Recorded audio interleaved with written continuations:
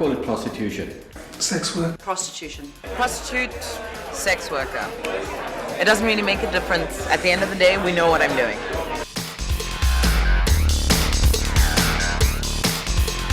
And the reason people are calling it sex work is trying to legitimize what is inherently a harmful and exploitative trade. We emphasize the fact that it's for the sex workers, it's work.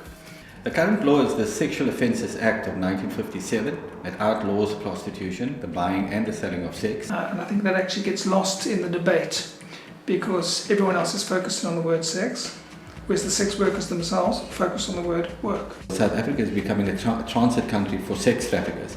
The sex work debate gets conflated with trafficking, unfortunately. I mean, most of the strip clubs and the escort agencies, which are fronts for prostitution, have mostly foreign women working there. To imply that sex work is an inherently criminal activity is a false assumption. The links between organized crime and prostitution have never been broken.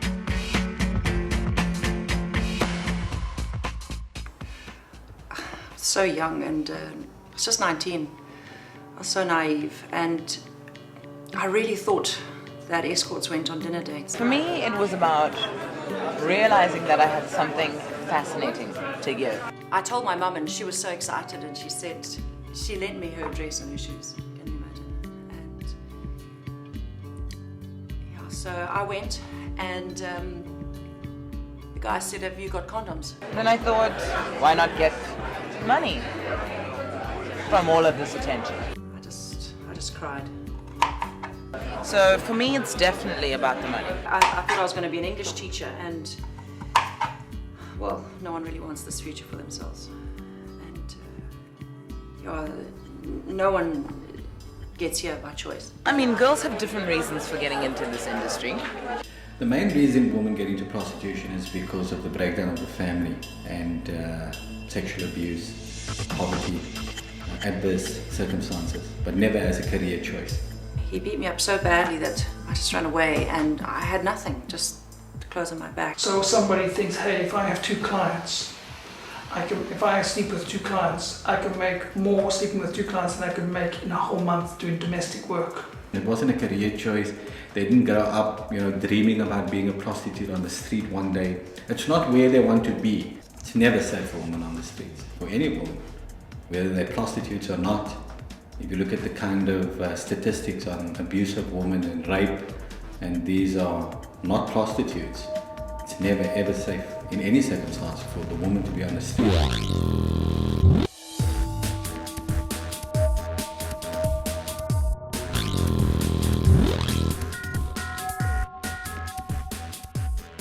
You get beaten up and you get treated so badly and you get ridiculed and all your dignity is stripped away. Never. I never feel like an object. A woman standing on the side of the street, half naked, selling a body, represents an entire gender. And she represents that gender and says, we are sex objects. I'm just a girl doing her job, almost like a public service, if you will. And she's actually comforting lonely people or people with disability, for example. Somebody who's disabled and who will never have sex. You end up using drugs anyway because emotionally and psychologically it's such a difficult situation. You can't do it straight. No, I don't do drugs. Put yourself in that situation. You need something. They get lured into prostitution. They get hooked onto drugs. The drugs help them to do what they do to numb them. They are not raving drug addicts.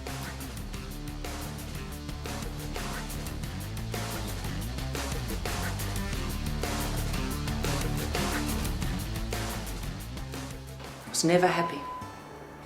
I was always looking for a way to get out and but the drugs, they just keep bringing you back. Look, before we answer the next question, I really need to smoke. So can we take this outside, please?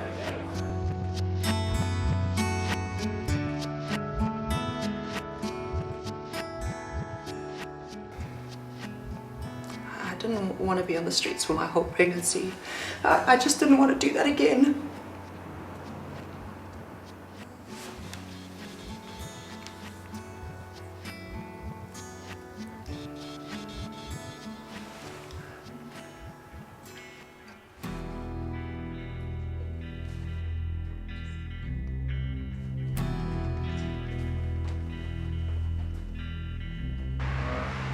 I don't like to talk about HIV.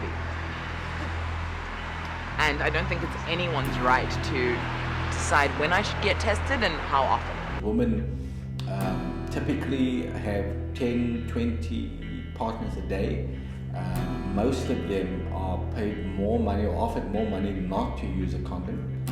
The man doesn't want to use the condom. If you want to address HIV, you need to decriminalise sex work, and if you want to ensure that the human rights of sex workers, you need to decriminalise. Definitely. Anything that's going to help me. Every nation in the world that has gone this route of legalizing or decriminalizing prostitution has failed dismally. People make all kinds of claims, and I mean, it'd be nice if people substantiated these claims. Treating me like a criminal. Come on. An economy based on the sex trade, on sex tourism. Is that really something we want for this country? It's disgusting.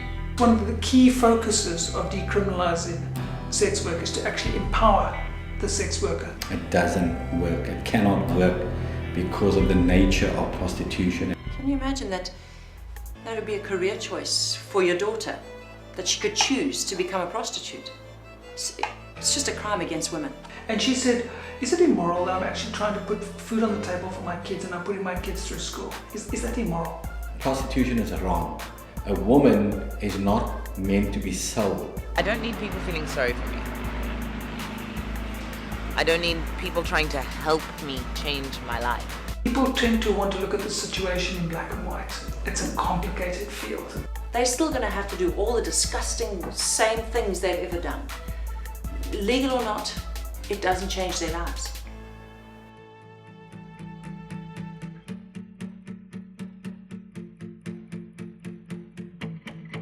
People should have more sympathy, more empathy towards people out there. You know, they should actually see that could be me, or that could be my daughter, or that could be, you know, it could be any woman.